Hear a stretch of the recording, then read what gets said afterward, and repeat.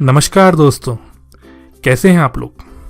तो आज मैं आपके लिए एक वीडियो लेके आया हूं, जिस वीडियो से आपकी जो मेमोरी है, जो आपकी याद करने की शक्ति है, जो स्मरण करने की शक्ति है, वो 5 मिनट में बढ़ जाएगी। और मैं मजाक नहीं कर रहा हूँ, मैं सीरियसली ऐसा वीडियो लेके आया हूँ और इसका प्रूफ आप एंड ऑफ द वीडियो खुद देख लेंगे।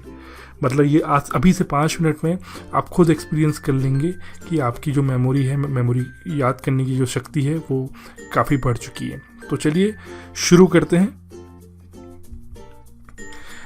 एक सिंपल सी एक्सरसाइज आपको दूंगा।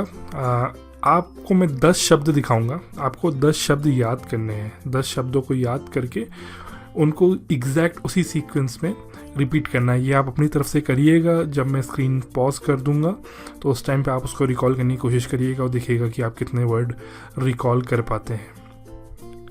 तो पहला वर्ड है dog, elephant, bag, remote, pocket, phone, YouTube, juice, money और बैंक। ये वो 10 वर्ड हैं। इनको आपने याद करना है, उसी सीक्वेंस में याद करना है जिस सीक्वेंस में ये वर्ड अपीयर करे स्क्रीन पे।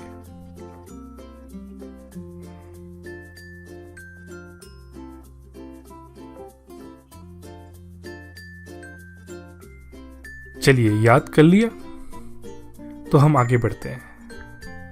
अब उनको रिकॉल करिए एग्जैक्ट उसी सीक्वेंस में जिस सीक्वेंस में आपने उनको याद किया था, जिस सीक्वेंस में वो अपीयर किए थे।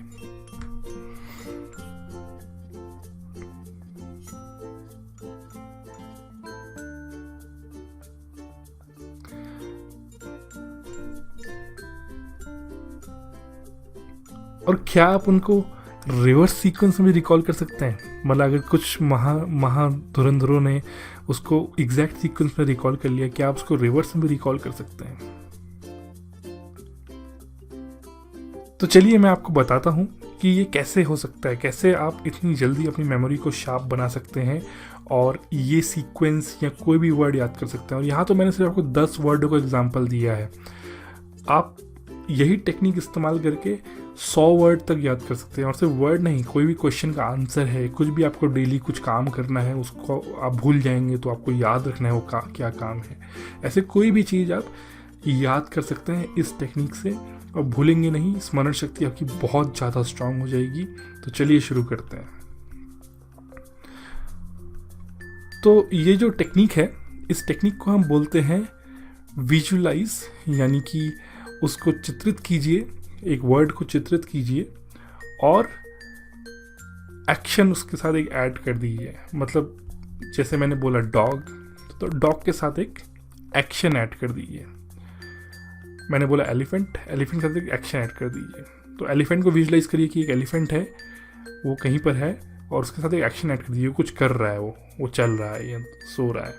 तो पहला चीज़ ये करना है। दूसरा चीज़, इन वर्ड को सीक्वेंस में एक स्टोरी में जोड़ना है, एक कहानी में जोड़ना है। तो मैं आपको बताता हूँ कैसे मैंने कहानी को जोड़ा।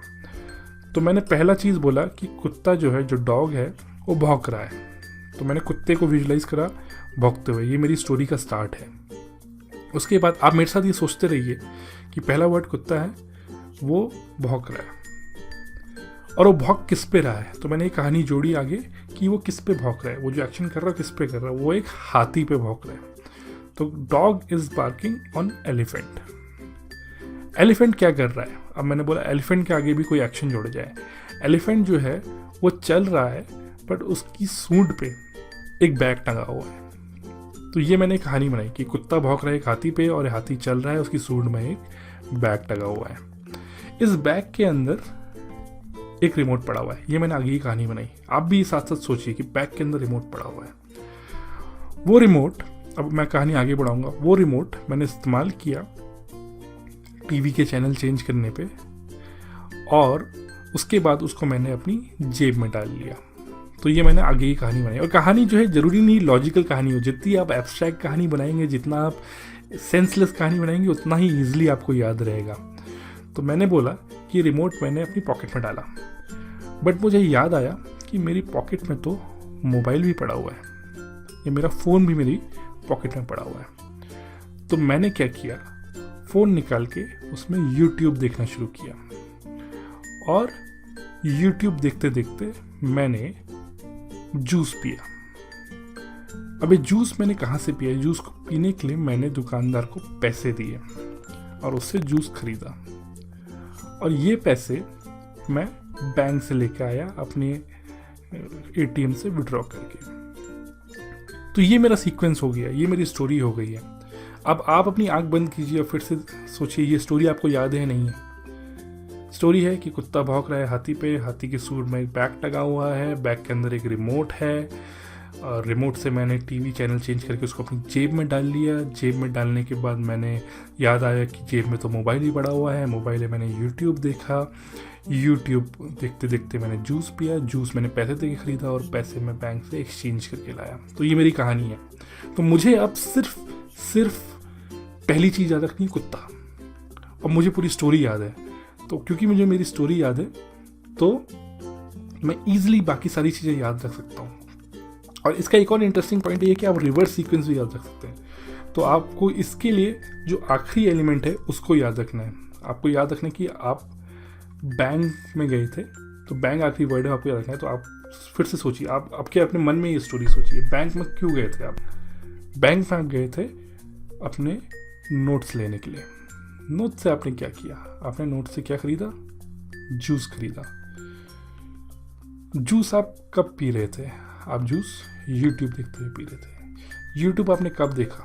जब आपको पता चला कि आपकी जेब में आपका फ़ोन पड़ा हुआ है। आपको कब पता चला कि फ़ोन आपकी जेब में पड़ा हुआ है?